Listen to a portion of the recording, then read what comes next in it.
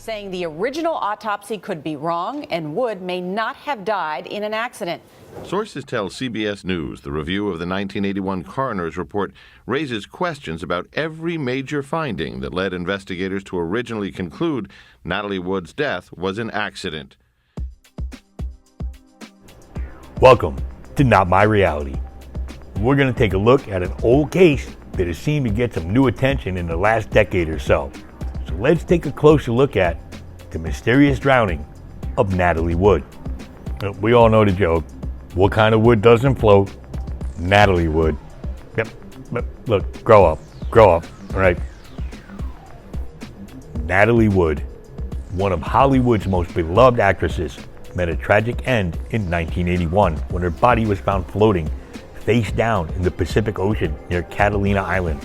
Wood had been working on the film Brainstorm with actor Christopher Walken at the time, and she and her husband, actor Robert Wagner, had invited Walken to join them on their yacht named the Splendor.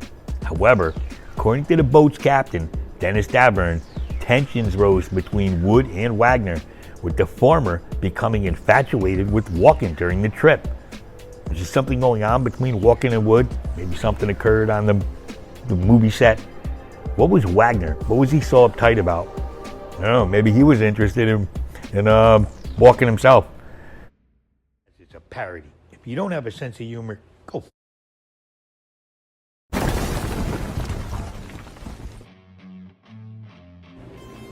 Welcome.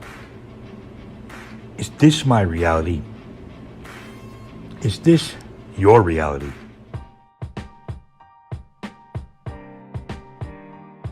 I believe that Robert Wagner was with her up until the moment she went into the water.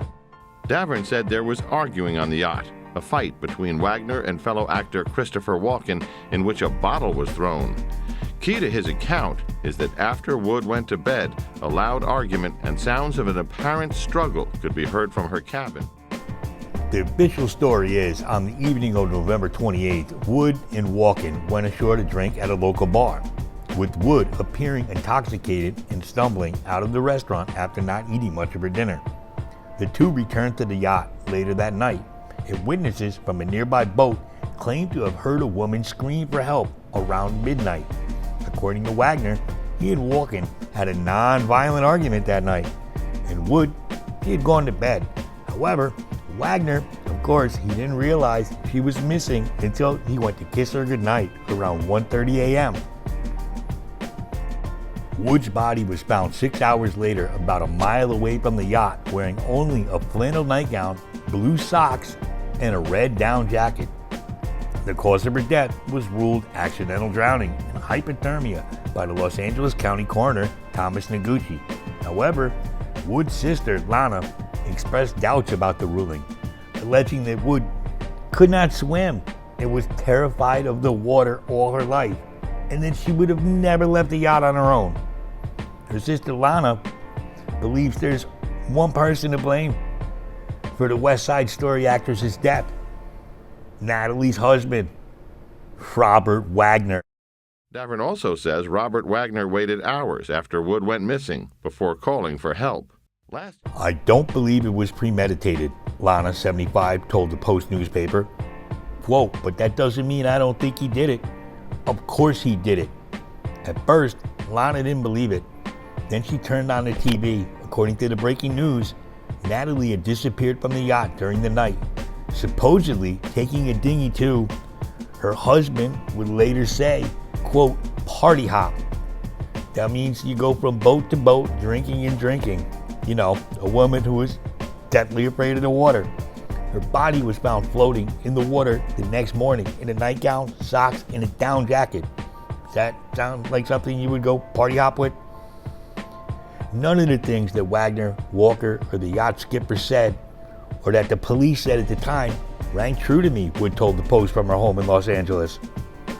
The things that they were saying Natalie did, that the nightgown-wearing actress had taken the yacht's dinghy to party hop among the boats parked in the harbor, they might as well been saying that she was trying to fly to another planet. They were totally out of character for her. Now Wagner had told police that his wife probably tried to take the dinghy out when she drowned. But DeVerne, the captain, said Natalie couldn't operate the dinghy. Plus, she couldn't swim and had a severe phobia of the dark water, so even the captain knew her fears. Wagner also said that Natalie had probably taken the dinghy out to go party hopping. Yet, the actress, his wife, was wearing her nightgown and friggin' slippers. Now, the coroner found that Natalie had fresh bruises on her body. It didn't look like they were from a boat, but from a person. Sources say the report concludes that the bruising on the actress's wrists, knees, and ankles could be more consistent with injuries from an assault than they were from struggling to climb back on a boat. Lana writes in her book that she believes Wagner and Natalie had a, quote, alcohol-fueled argument, probably over Walken somehow, that escalated into a physical confrontation, and that Wagner delivered a blow to the left side of Natalie's face that had knocked her unconscious. I believe, she writes, that suddenly, panic-stricken when he realized what he'd done, Wagner made a fatal decision to put Natalie in the water to avoid being held responsible for what had happened to her. The captain of the boat that night, Dennis Dabron, told 48 Hours that the story that they originally told is 100% false, and that Natalie would never in 1 million years take that dinghy out by herself. She would have gotten me, he said. He added, I just didn't want my whole life to go by without having the truth come out.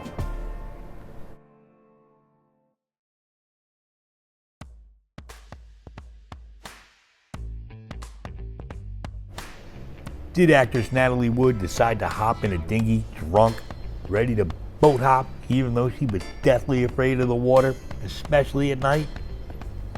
Or was there an argument over maybe a love triangle, in which the husband kind of lost it and the wife died, and it was covered up? Leave a comment down below. I want to know what you think. So let's get the fuck out of here. This stuff makes me sick. I get away with it every time.